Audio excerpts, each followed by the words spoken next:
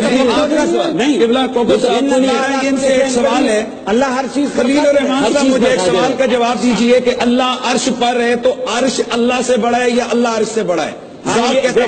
نہیں، اب بات آپ کو جواب دینا دیکھیے امام میں یہ کہہ رہا ہوں کہ یہ ایک موبائل ہے، یہ ڈبے پر ہے، دو ہی صورتیں کہ اللہ اس سے چھوٹا ہے یا بڑا ہے۔ اگر اللہ عرش پر ہے اور عرش، اگر سنیے میری، دیکھیں ہم نے آپ کی بات اب آپ نے سوال کیا، میرا سوال تو کر لیا نا، میرا سوال پورا ہونے دیں۔ اللہ اگر عرش پہ ہے تو سوال یہ ہے کہ اللہ عرش سے بڑا ہے یا چھوٹا؟ اگر اللہ عرش سے چھوٹا ہے تو اکبر نہ ہوا، اور اگر اللہ عرش سے بڑا ہے تو جو آپ کہہ رہے ہو وہ پر نہ ہوا۔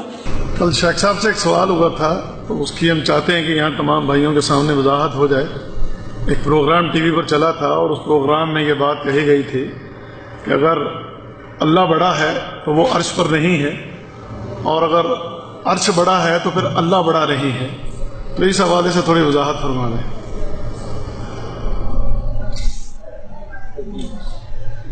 یہ بڑا ایک بھیانک کلمہ ہے۔ جس شخص نے بھی کہا، ہم اسے نہیں جانتے لیکن اس نے بڑا ظلم کیا، اسے یہ معلوم نہیں ہے کہ اللہ تعالیٰ کا فرمان ہے لا تضربوا للہ الامثال، کہ اللہ کے لیے مثالیں بیان مت کرو۔ مجھے کل آپ نے بتایا تھا کہ وہ باقاعدہ کوئی موبائل اس کا ڈبہ لے کر دکھا رہے، موبائل کے اوپر رکھ کر کہ اگر یہ ڈبے پر تبھی فٹ ہوگا جب یہ چھوٹا ہو اور ڈبہ بڑا ہو۔ یہ مثالیں اللہ پر منطبق کر رہے، کوئی حیا نہیں۔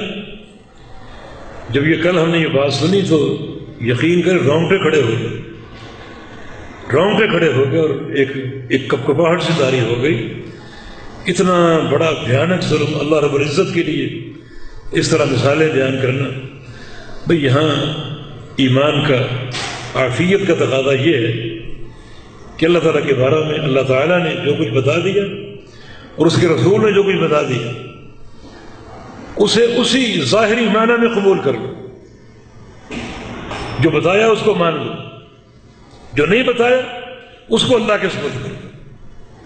مثلا اللہ نے یہ بتایا کہ میں عرش پر مستوی، الرحمن علی العرش استوى، رحمان عرش پہ مستوی، ہمیں خبر دی، ہم اس کو مانتے ہیں، اس کو قبول کرتے ہیں۔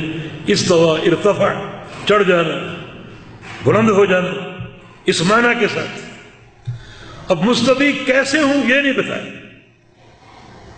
تو جو بتا دیا اس پر ایمان لے آؤ، جو نہیں بتایا اس کو اللہ کے سپرد کر دو۔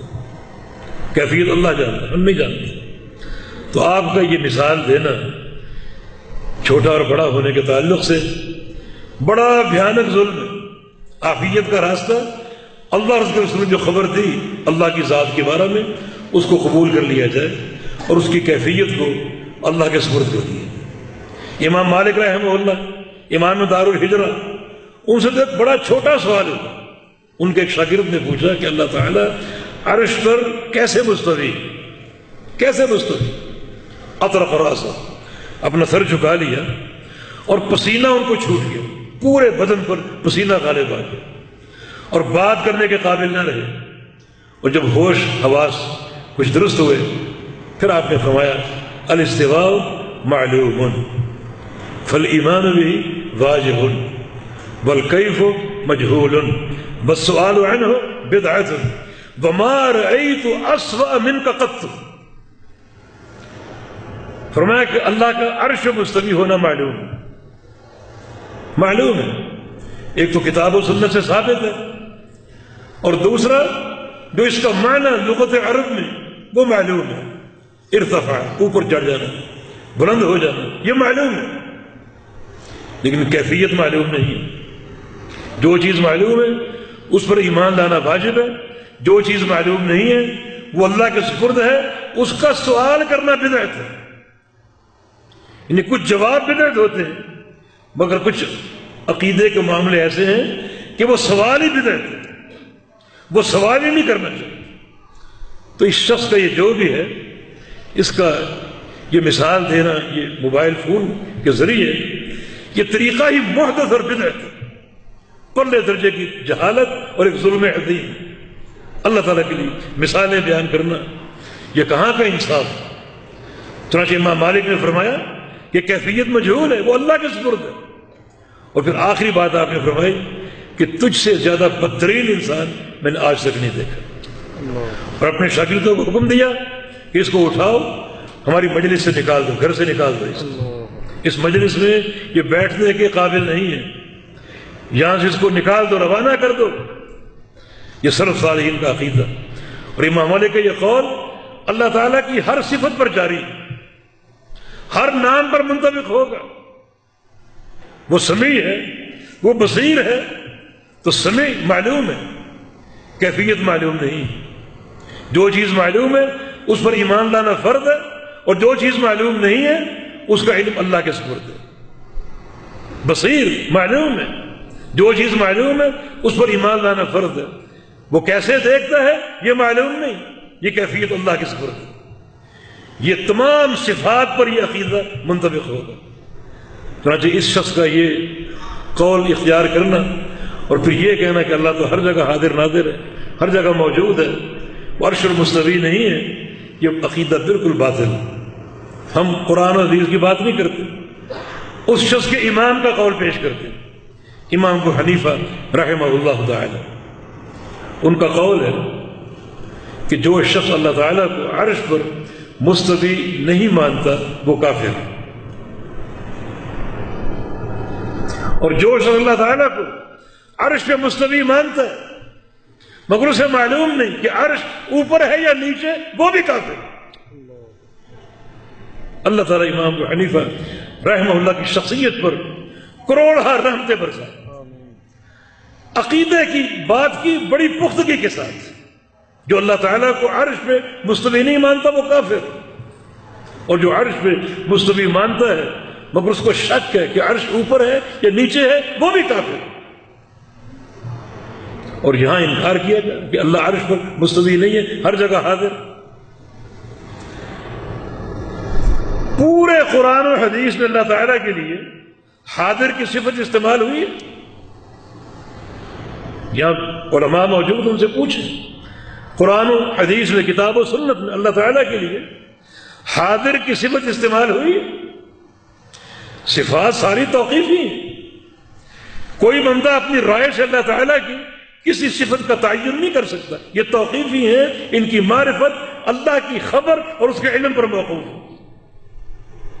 اللہ نے بتایا ہمیں کہ میں ہر جگہ حاضر ہوں. حاضر اس کا لقب ہے، اس کی صفت ہے نہیں ہے. کیسے ہو سکتی؟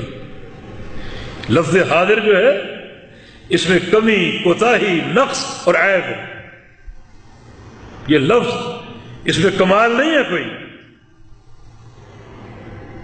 اپنی زندگی میں لے لیجیے، آپ کا کفیل آپ کو حکم دے کوئی فلاں کام کرو، آپ کہتے ہیں حاضر، حاضر یا سیدی حاضر.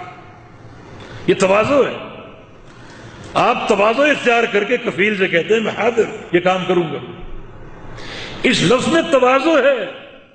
اللہ کے لیے تواضع نہیں ہے، اللہ کے لیے تکبر ہے. الکبریاء ردائی والعز ازاری، تکبر میری چادر. اللہ کے لیے تواضع نہیں. عدالت لگتی ہے، کیا کہا جاتا ہے؟ جج تشریف لے آیا اور ملزم بھی حاضر ہے. ملزم کے لیے حاضر کا لفظ ہے. ہمارے ہاں چھوٹے بچے ہوتے تھے، اسکول جاتے تھے، استاد حاضری لیتا تھا، نام لیتا، فلاں عبداللہ. عبداللہ کہتا حاضر جناب. ہے نا تواضع اس میں؟ اللہ کے لیے ایسی کوئی صفت نہیں جس میں تواضع ہو، نقص کا پہلو ہو. اور پورے ذخیرہ کتاب و سنت میں لفظ حاضر اللہ کے لیے ثابت ہی نہیں.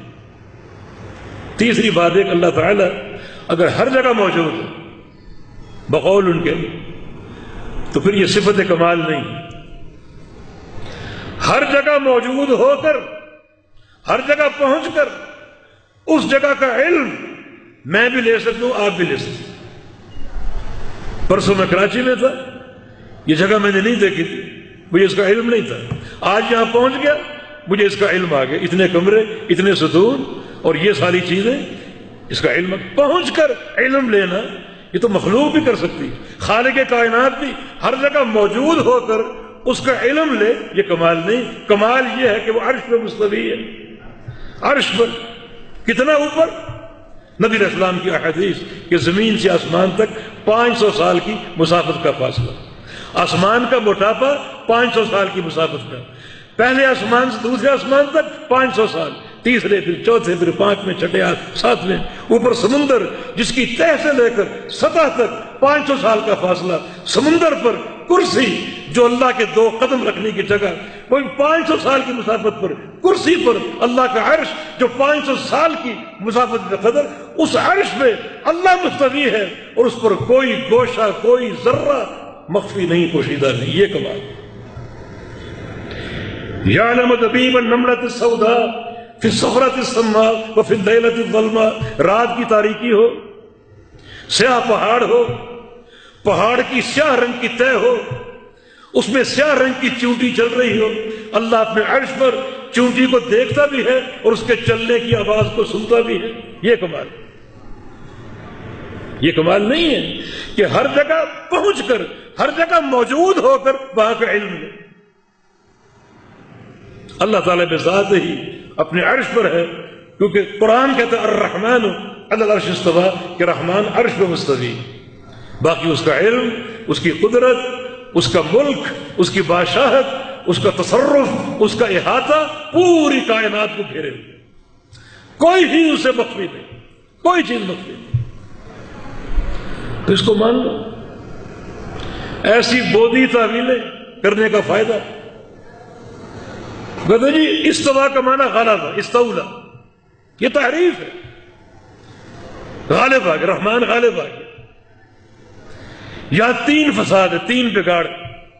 اگر اس کا معنی کرنے کے رحمان عرش پہ غالب آ گیا. پہلا بگاڑ یہ کہ پہلے غالب نہیں تھا، اب غالب آ گیا. دوسرا بگاڑ یہ کہ غالب آنا تب کہا جاتا ہے جب ایک چیز کے بارے میں کئی لوگوں کا جھگڑا ہو. میری کوشش ہو اس کو میں لے لوں، آپ کی کوشش ہو آپ لے لیں، پھر جو طاقتور ہوگا وہ اس کو لے لیتا ہے، مانا وہ غالب آ گیا. اس کا تو معنی یہ ہے کہ عرش پر غلبہ پانے کے لیے کئی ایک کے درمیان جھگڑا تھا، نعوذ باللہ، کئی الہ ہوں گے، اللہ سب پر غالب آ گیا. یہ معنی بنتا ہے بھلا؟ اللہ کے شان شان ہے. اور تیسرا معنی یہ، اگر اس کا معنی یہ کرنے کے رحمان عرش پر غالب آ گیا، عرش پر غالب ہے، تو اللہ تعالیٰ کیا غیر عرش پر غالب نہیں؟ آسمانوں پر غالب نہیں، زمینوں پر غالب نہیں، ہر شے پر غالب. واللہ غالب علی امرہ، ہر شے پر غالب ہے. پھر عرش کی تخصیص کا معنی کیا ہوگا؟ ہماری یہ دعوت ہے کہ اس عقیدے کو قبول کر لو. یہ قرآن نے بیان کیا، حدیث نے بیان کیا، اور امام ابو حنیفہ رحمہ اللہ نے بیان کیا کہ جو اللہ کے استواء العرش کو نہیں مانتا وہ کافر.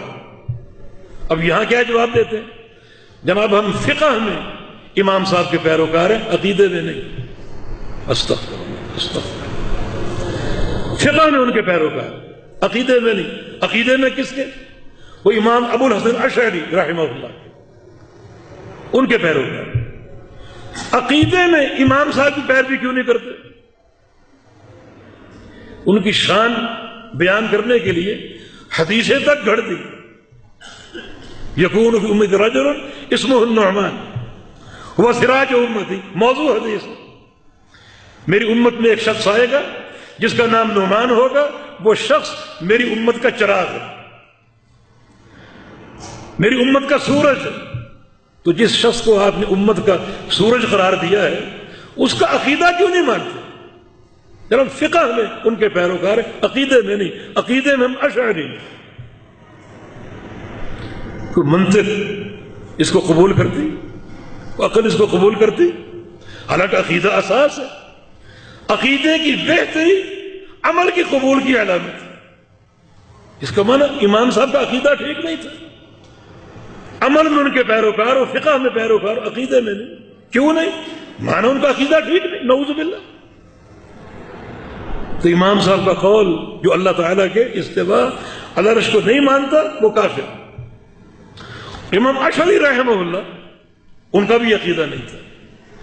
ان کے عقیدے میں 3 دور آتے ہیں. ایک دور وہ تھا وہ خالصتاً معتزلی تھی، خالصتاً. پھر کچھ تحقیق کی کرتے کرتے پھر ایک تبدیلی آئی، آدھے معتزلی اور آدھے اہل سنہ میں سے، اور تحقیق کی، آگے بڑھتے رہے. تیسرا آخری دور یہ تھا، ان کی کتاب الابانہ جو زندگی کی آخری کتاب ہے، اس میں لکھا کہ انا علی مذہب احمد بن حنبل، میں عقیدے کے باب میں امام احمد بن حنبل کا پیروکار ہوں. اب پورا عقیدہ میرا وہی ہے جو امام احمد کا عقیدہ، اور یہ اب تک جو کچھ ہم نے بیان کیا امام احمد کا عقیدہ. اللہ سے ڈر جاؤ. بڑی بھیانک بات کی گئی ہے، ٹی وی میں اگر آئی ہے، بڑی بھیانک بات ہے. اللہ سے ڈر جاؤ، اللہ کی مثالیں بیان نہ کرو، بلکہ ایک مومن کے سچے ایمان کا تقاضا یہ ہے کہ اللہ تعالیٰ کے بارے میں جو بھی نام ہیں، جو بھی صفات ہیں، جو بھی افعال ہیں، ان پر ایمان لے آؤ. جو کچھ بتا دیا گیا اس کو قبول کر لو، جو نہیں بتایا گیا اس کو اللہ کے سپرد کر دو، اس عقیدے کے ساتھ کہ اللہ تعالیٰ کی کسی صفت کی کیفیت ہم نہیں جانتے، لیکن جو بھی صفت ہے وہ کمال کی ہے، اس میں کوئی نقص نہیں ہے. واللہ تعالی ولی التوفیق. جزاکم اللہ خیر. میں شیخ محترم کا شکر گزار ہوں کہ شیخ صاحب نے ہمارے لیے وقت نکالا، یہاں تشریف لائے. میں اپنی طرف سے اور اپنی جالیات کی طرف سے اور اپنے تمام طالب علموں کی طرف سے اور جالیات میں موجود تمام جو حاضرین ہیں ان کی طرف سے شیخ محترم کا شکر گزار ہوں، اور آپ کے لیے دعا گو ہوں کہ اللہ تعالیٰ تا دیر آپ کا سایہ ہمارے سروں پر سلامت رکھے، تاکہ ہم آپ سے سیکھتے رہیں، سمجھتے رہیں، پڑھتے رہیں، اور یہ سیکھ کر پڑھ کے ہم آگے بھی یہ علم پہنچاتے رہیں. اللہ تعالیٰ یہ سلسلہ قائم اور دائم رکھے.